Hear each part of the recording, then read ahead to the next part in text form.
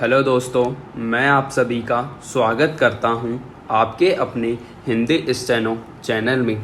दोस्तों, आप हमारा टेलीग्राम ग्रुप ज्वाइन कर लीजिए, जिसमें आपको रोज़ाना की मैटर की पीडीएफ आसानी से मिल जाएगी, जिसका लिंक डिस्क्रिप्शन में दिया हुआ है।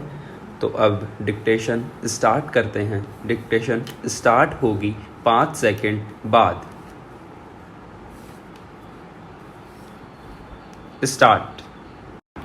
भारत रत्न भारत का सर्वोच्च नागरिक सम्मान है और यह सम्मान असाधारण राष्ट्रीय सेवा के लिए प्रदान किया जाता है।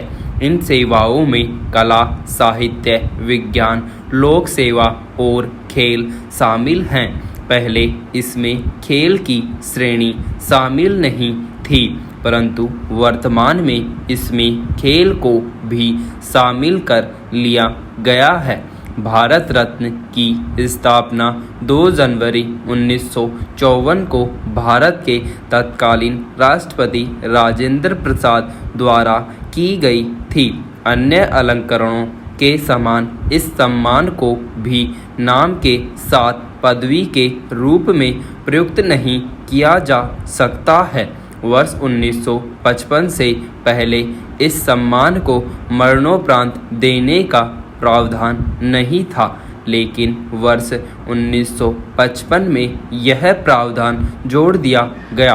भारत रत्न के डिजाइन में वक्त के साथ बदलाव भी किए गए हैं। प्रारंभ में यह 35 मिलीमीटर का गोलाकार स्वर्ण पदक हुआ करता था, जिस पर सामने की तरफ सूर्य का चित्र होता था और नीचे एक फूलों का हार बना होता था। पदक के पिछले हिस्से पर सत्यमेव जयते लिखा होता था। भारत रत्न पश्चिम बंगाल के अलीपुर में बनाया जाता है। वर्तमान में यह पीतल के पत्ते के आकार का होता है। यह 5.8 इंच लंबा, 4.7 इंच चौड़ा व 3.1 इंच मोटा होता है। यह तांबे का बना होता है और इस पर प्लेटिनम से बना सूर्य का चित्र होता है। इसके नीचे चांदी से भारत रत्न लिखा होता है। इसके पिछले भाग पर राष्ट्रीय चिन्ह और इसके नीचे सत्यमेव जयते लिखा होता है। इसे सफ़ेद धागे के साथ गले में पहनाया जाता है। केंद्र सरकार द्वारा वर्ष 2019 में कई हस्तियों को भारत रत्न से सम्मानित किया गया। नानाजी देशमुख का पूरा नाम चंडिका दास अमृतराव देशमुख है। इनका जन्म 11 अक्टूबर 1916 को महाराष्ट्र के हिंगोली जिले में एक ब्राह्मण परिवार में हुआ था। इनकी माता का नाम राजाबाई अमृतराव देशमुख तथा पिता का नाम अमृतराव देशमुख था। नानाजी देशमुख 12 वर्ष की आयु से ही राष्ट्रीय स्वयंसेवक संघ से जुड़ गए थे। बाद में नानाजी संघ के प्रमुख विचारक और स्तंभ बन गए।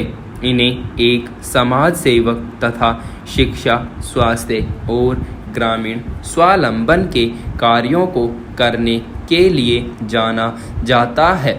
नानाजी देशमुख विनोबा भावे के भूदान आंदोलन तथा जयप्रकाश नारायण के संपूर्ण क्रांति आंदोलन से जुड़े रहे तथा आपातकाल के दौरान जयप्रकाश नारायण के साथ मिलकर आंदोलन में प्रमुख भूमिका का निर्वाह किया था।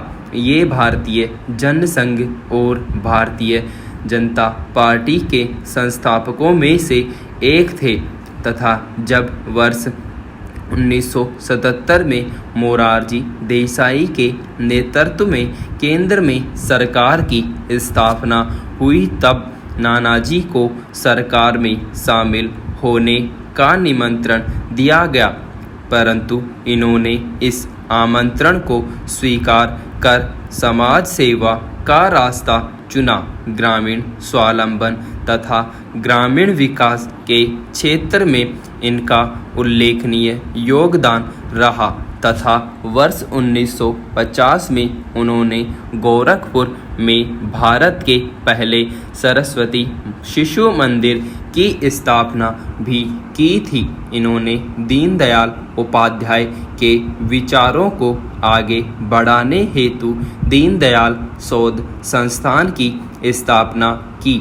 इसके साथ साथ ग्रामोदय विश्वविद्यालय और बाल जगत जैसे सामाजिक संगठनों को स्थापित किया। इन्होंने शिक्षा, स्वास्थ्य एवं ग्रामीण विकास के क्षेत्र में महत्वपूर्ण कार्य किए। वर्ष 1999 में इन्हें राज्यसभा सदस्य मनोनीत किया गया तथा इसी वर्ष इन्हें पद्म विभूषण से सम्मानित किया गया। 27 फरवरी 2010 को 94 वर्ष की आयु में इनका निधन हो गया तथा इनके निधन के पश्चात 11 अक्टूबर 2017 को इनके जन्म दिवस पर एक स्मारक डाक टिकट जारी किया गया तथा वर्ष 2019 में मरणोपरांत इन्हें भारत रत्न से सम्मानित किया गया है।